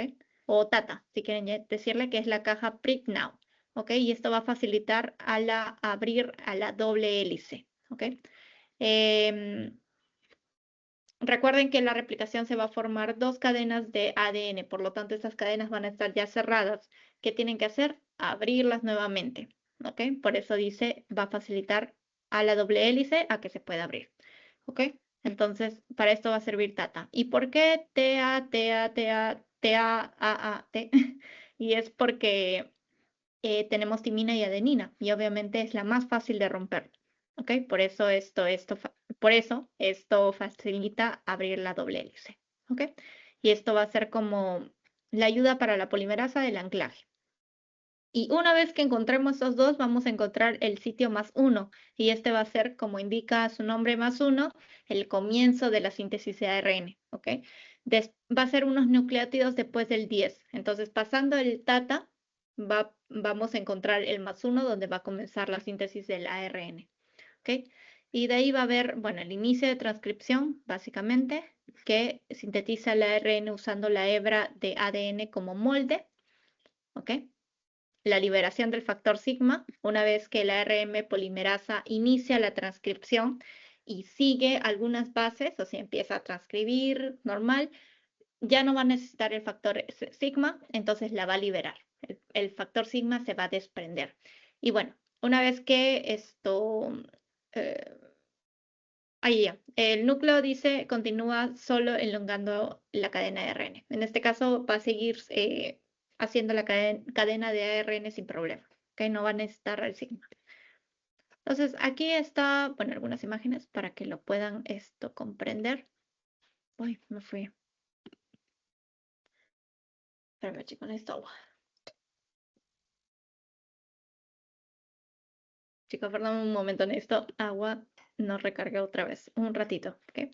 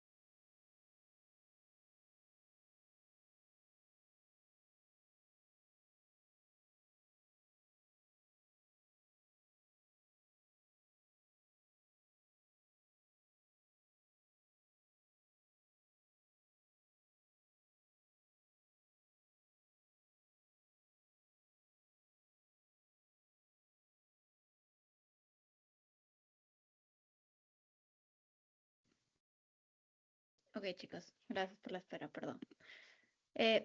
Ok, uy, se adelantó. Bien, entonces vamos a hablar cada, bueno, paso básicamente de la transcripción, que es muy sencilla, pero bien, aquí se los explico. Recuerden que al momento que va a haber la interacción de la ARN polimerasa con el promotor, obviamente la ARN polimerasa tiene que tener su sigma para esto, porque sin esto no funciona. ¿Okay? Entonces el sigma es el encargado de reconocer a ese promotor. Y aquí podemos ver, si lo observan, TT-GACA, ¿okay? Que es como el inicio, ¿se acuerdan? En la región menos 35 lo van a poder, esperen, quiero adelantar, menos 35 lo van a poder encontrar, ¿ok? Y aquí es el PrintNow box, ¿ok? Que es el etc. Ahora ustedes dicen, ¿dónde está acá? Bueno, el más cercano a este vendría a ser este que solamente tiene timina y adenina, ¿ok? No está exactamente el TAT, básicamente este vendría a ser como el más realista, por así decirlo, el más cercano. Entonces, bueno, se mantiene con esto, ¿ok? Entonces aquí esto llega a su PrintNow box y acá está el 35. ¿Okay? Y una vez que se verifica esos dos, se empieza la transcripción. Entonces, a pocos nucleótidos tenemos el downstream, que es donde empieza, que vendría a ser por acá, me parece. Por acá debería empezar la transcripción. Entonces, aquí podemos verificar, en este caso, bueno, la enlocación, la ARN. Bueno, la polimerasa, perdón, la ARN polimerasa con su sigma se van a unir a la cadena y aquí va a entrar, bueno, la helicasa para que pueda como romper la cadena y aquí va a tener su ARN para que pueda ser transcrito, ¿ok? Entonces va a empezar como a avanzar. Una vez que esté avanzando, miren, el sigma se va a liberar porque ya no lo necesita y bueno, acá va a tener su básicamente va a ir solo, ¿no? Va a empezar a hacer su trabajo solo, ya no necesita el sigma y va a empezar a crecer su cadena de ARN, su transcripción. ¿Okay? Y como ven acá, la ARN va a usar una cadena molde para que pueda transcribir, ¿no? Y como les dije en un inicio, va a ser complementaria a la cadena molde, ¿no? O la no codante, me parece que se llama. Uy, no me deja. Espérame. No me deja reducir la pantalla. Ok, ahí está mejor. Aquí, como les dije, aquí está, ¿no? La molécula va a ser esto complementaria a la hebra molde, ¿ok? Va a ser complementaria a la no codante, que eso recuérdenlo bien. Bien, entonces aquí va a empezar a transcribir, en fin, termina su transcripción y aquí se va a formar como un stem loop. Básicamente se van a unir porque esto, bueno, aquí como que se forma y se empieza a unir debido a que están como que con sus pares, ¿ok? Y va a quedar como un loop aquí y bueno, va a terminar con el uracilo, ¿no? Va a terminar hasta el final. ¿Ok? Hasta que vuelva a necesitar la transcripción, bueno, ahí se va a quedar. ¿Ok? Entonces, esto va a suceder, de ahí se libera. ¿Listo? Entonces, aquí vienen los operones. Como les dije, en la procariota, ¿ok? Va a codificar para bastantes proteínas. Se llama, en este caso, policistrónico. Me había olvidado el nombre. Policistrónico es cuando codificas para muchas proteínas, ¿ok? Y monocistrónico es cuando codificas solamente para una, y eso va a ser para la eucariota. La procariota codifica para bastantes proteínas, ¿ok?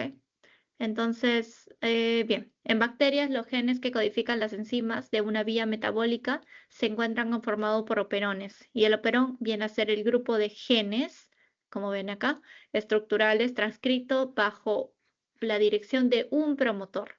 ¿Okay? Este promotor se va a encargar como de manejar todo. Entonces, el operón, conjunto de genes. ¿Okay?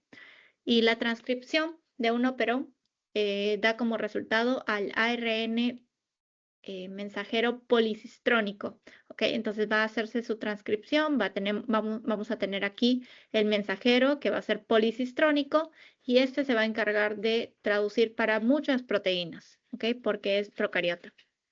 Ahora tenemos el ARN policistrónico que viene a ser la molécula de ARN mensajero que contiene la información para la síntesis de 2 o más proteínas, ¿ok?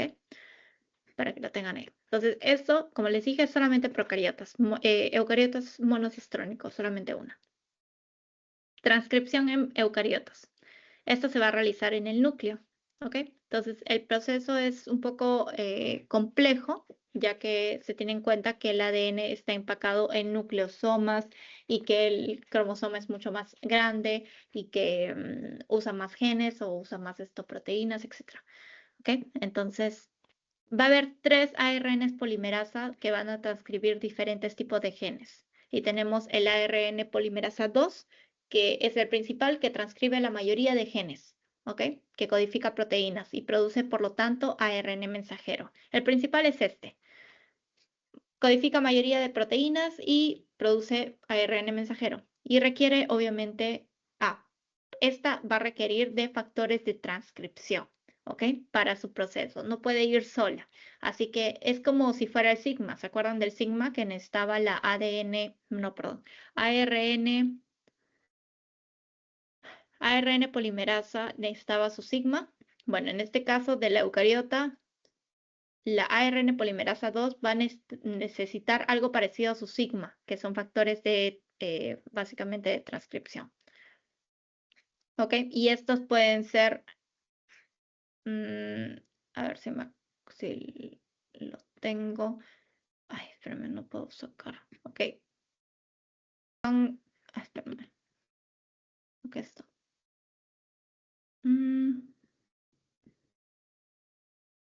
Allá. Bueno, empieza con TF2, o bueno, TFII, pero se divide en D, B, F, E y H. ¿Ok? Esos son los 5. O sea, para que se los memoricen, porque si se memorizan todo esto se van a olvidar. TFII, tenemos D, B, F, E y H. ¿Listo? Entonces, esos van a usar básicamente la polimerasa 2 para transcribir. Por eso es un poco más complicado. ¿Ok? Pero bueno, el procedimiento es casi lo mismo. Entonces, acá tenemos, ¿no? Todas las proteínas que codifican genes. Entonces, por lo tanto, produce ARN mensajero. La ARN polimerasa 1, básicamente el 5.8S, 18S y el 28S. Y algunos genes del ARN ribosomal. Genes del ARN ribosomal, perdón.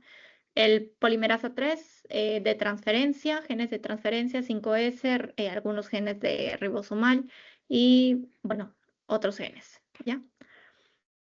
Bien, la iniciación. La unión de ARN polimerasa 2 se va a unir al TFIID, ¿ok? A los TFII le voy a llamar DEH para que no se confunda, ¿ok? Entonces, a la factor de transcripción D. Ya vamos a decirle factor de transcripción.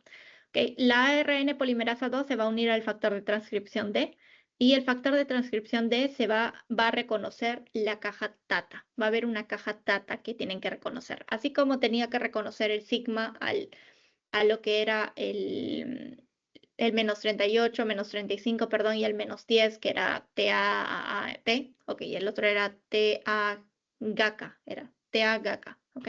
Lo mismo va a pasar acá en eucariota, pero va a reconocer a la caja TATA, ok. Entonces, ok, chicos, mi error. Yo les había dicho en el otro que también le podían decir TATA. No es lo mismo. TATA es para eucariotas y TAA, ok. No le digan TATA. TAAT, ok. Como TATA-AT, ok. Díganle TATA-AT al menos. No le digan TATA porque TATA es de eucariota. Este es para procariotas, ok. Mi error. Ok. Entonces, aquí va a haber un complejo preiniciación, ok. Va a haber la unión de la ARN polimerasa con el factor de transcripción D y esto va a reconocer a la caja TATA y de ahí va a ver el complejo preiniciación. ¿Ok? Básicamente el factor de transcripción H va a entrar aquí y va a desenrollar el ADN y va a fosforilar el ARN polimerasa 2, ¿ok? Activándola. Básicamente se va a encargar, como lo hice, lo desenrolla el ADN para empezar la transcripción y en este caso sí va a fosforilar al ARN polimerasa 2 para poder activarla. Necesita ser fosforilada para poder activarse, ¿ok? Y de aquí, bueno, va a empezar a sintetizar el ARN desde el sitio de inicio +1, así como la procariota. En la elongación, básicamente el ARN polimerasa 2 va a añadir ribonucleótidos, ¿ok? Complementarios como AUCG, ¿ok? Una vez que haya hecho la división y todo eso, va a empezar a añadir ribonucleótidos complementarios al molde y el ARN va a crecer en dirección 5'3', siempre crece en dirección 5'3', ¿ok? Las proteínas van a ser llamados factores de elongación y estas van a ayudar a mantener la estabilidad y evitar que las polimerasas se detengan. Y bueno, por terminación, la polimerasa llega a una secuencia de terminación y el ARN recién formado se va a liberar, pero aquí va a haber una modificación del ARN para liberarse. No va a poder liberarse así de sencillo. Pero tengo una pregunta, chicos. ¿Ustedes sí se acuerdan cómo, en este caso, si estamos hablando, ya, cómo se empezaría a salir el ribosoma? ¿Cómo saldría el ribosoma en este caso? Bueno, la transcripción. A ver, ¿dónde estamos realizando como eucariotas la transcripción? Alguien que me diga. ¿Dónde se realiza la transcripción en la eucariota?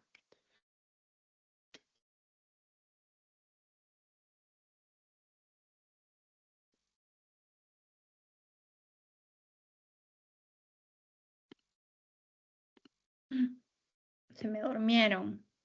Chicos, ¿dónde se realiza la transcripción en la eucariota? En la eucariota. Si en la procariota se realiza en el citoplasma, ¿dónde realiza en la eucariota?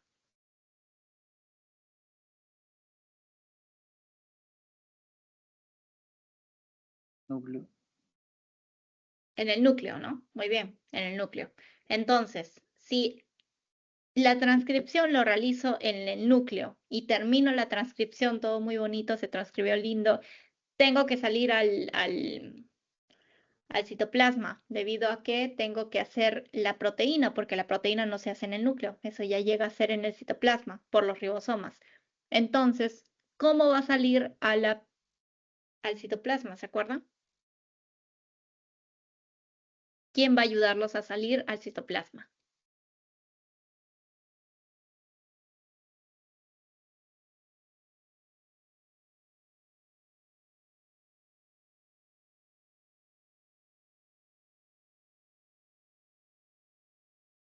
¿Alguien, chicos? Vamos, piensen un poquito, hablamos de núcleo. Ya hemos tomado esa clase.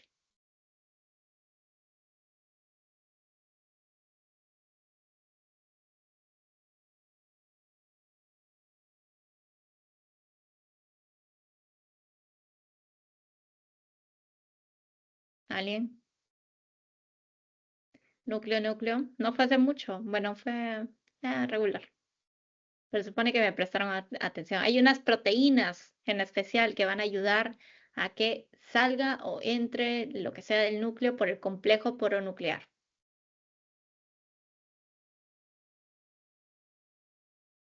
¿Son las importinas o las exportinas?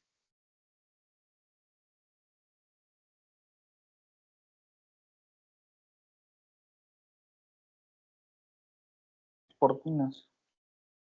Exportinas, ¿verdad? Creo que se me han dicho exportinas. Muy bien, exacto. Porque las importinas vendrían a ser de adentro hacia, no, perdón, de afuera hacia adentro. ¿Okay? Las exportinas de adentro hacia afuera. Van a exportar hacia afuera. Claro, sí, sí.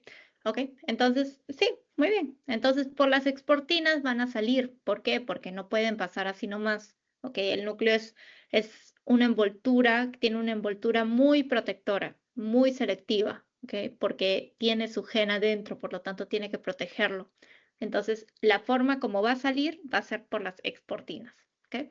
Muy bien. Obviamente tiene que salir porque las proteínas se hacen afuera, ¿no? No se hacen adentro. Bien. Tenemos eso claro. Y bueno, para que esta transcripción salga, no va a ser así nomás. Tiene que haber una serie de cambios en la transcripción debido a que es eucariote y debido a que está en el núcleo, ¿ok? Entonces vamos a verlo. Primero vamos a hablar de lo que hemos dicho aquí, ¿no? La iniciación, etc. Aquí, que no lo puedo agrandar, bien. Aquí tenemos la caja data, ¿ok? Entonces, lo que va a hacer es que el factor de transcripción de la ARN polimerasa 2 va a reconocer la caja data, ¿ok? Entonces, esta va a estar ubicado, obviamente, a 30 nucleótidos upstream del sitio de inicio de transcripción y va a ser reconocida por la TBP, que viene a ser esto. La TBP, no puedo adelantar. Ay, no puedo agrandar. Aquí está. La TBP viene a ser una subunidad del factor de transcripción de la D. ¿Ok? Recuerden que en un inicio dijimos que la D se encargaba de reconocer la tata. Bueno, la que va a reconocer la tata es la TBP de la D. ¿Ok? Entonces su subunidad la va a reconocer a la tata. Entonces, una vez que la reconozca, vamos a empezar todo. ¿Ok? Entonces, aquí viene el inicio. Aquí el factor de transcripción D y la subunidad B, bueno, DBP, su subunidad, van a hacer el reconocimiento de la caja tata en el promotor, ¿ok? Y una vez se produce el reclutamiento de otros factores de transcripción.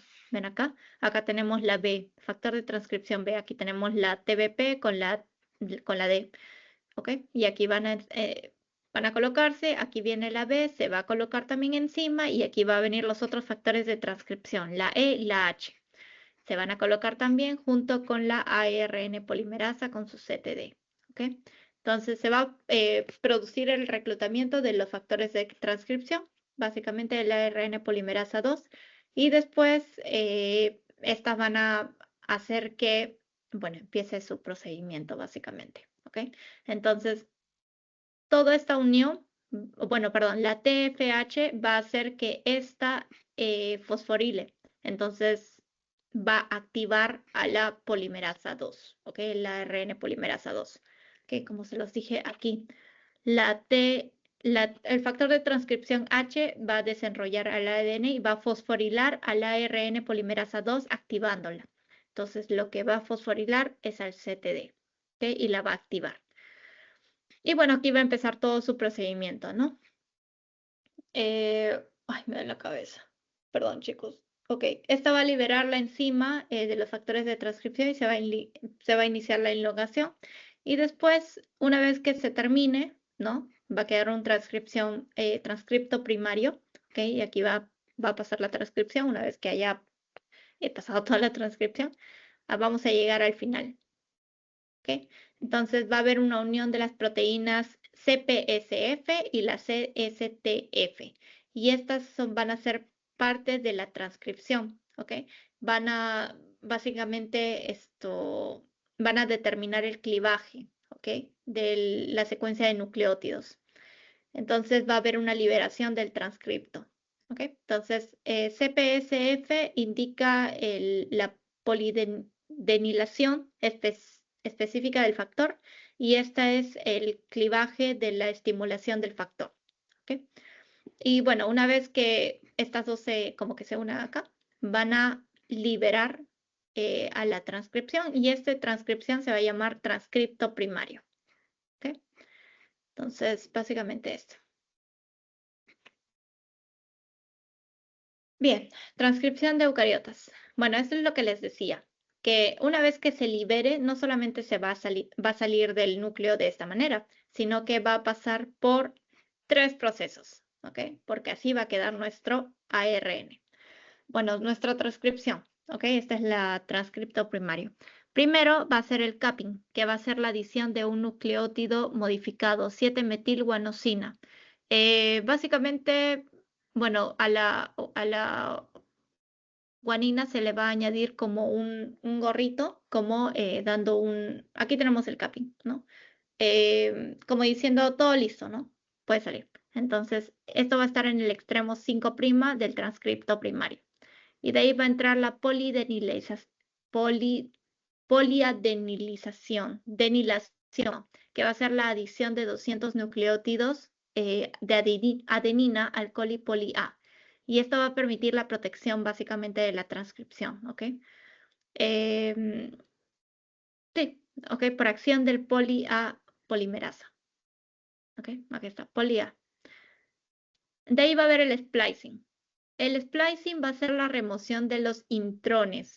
¿Se acuerdan que les dije que los exones y los intrones? Los exones eran la parte codificante, la parte, vamos a decir, activa del gen, y el intrón era el que no era así, ¿ok? Entonces, debido a que necesitamos la parte codificante del gen, el intrón no nos sirve, ¿ok? Pero ¿cuál es la función del intrón entonces, Claudia, si es que al final tengo que eliminarlo? Básicamente regularizar la expresión de genes del exón, ¿ok? Eso es lo que se va a encargar. Entonces, ya no nos sirve acá, vamos a cortarlo, va a ser splicing, para eso va a servir el splicing, la ruptura de los intrones, y bueno, va a haber una remoción de intrones o regiones no codificantes del transcripto primario. ¿Ok? Entonces, bueno, una vez que se añada que se junten, ¿no? Correctamente, porque va a quedar como huecos, todo va a estar bien y va a quedar como un ARN mensajero maduro. ¿Ok? Entonces, se va a poder exportar. Y ahora, acá vamos a ver la diferencia entre bacteriano y eucariota. El ARN mensajero bacteriano no va a sufrir modificaciones como la eucariota. Y recuerden que es policistrónico. Producen bastantes proteínas, mediante que la eucariota va a sufrir luego de la modificación, luego de la transcripción, va a sufrir modificaciones. Entonces, y bueno, recuerden que esto es monicistrónico, solamente produce una proteína. ¿Ok? Entonces, para que lo tengan presente la diferencia de estas dos. Bien.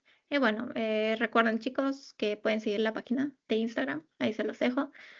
Y bien, muchas gracias. Suerte en su final debería ser, pero ya, vamos a dejarlo así. Bien, ok chicos, entonces esa es básicamente toda la clase. Me demoré un poquito, pero es largo el tema. Los próximos temas también van a ser un poquito largos, pero ya casi terminamos, ¿ok? Así que bien, ¿alguien tiene alguna pregunta? ¿O todo muy claro? Creo que esta clase sí, todo bien. Espero que no se me hayan dormido porque creo que me explayé muy bien, chicos, para que se duerman. ¿Todo bien? Bien. Bien. Si tienen preguntas, me las hacen ahorita. Pero bien, voy a darles su post-test. Ok, chicos, denme un segundito, por favor.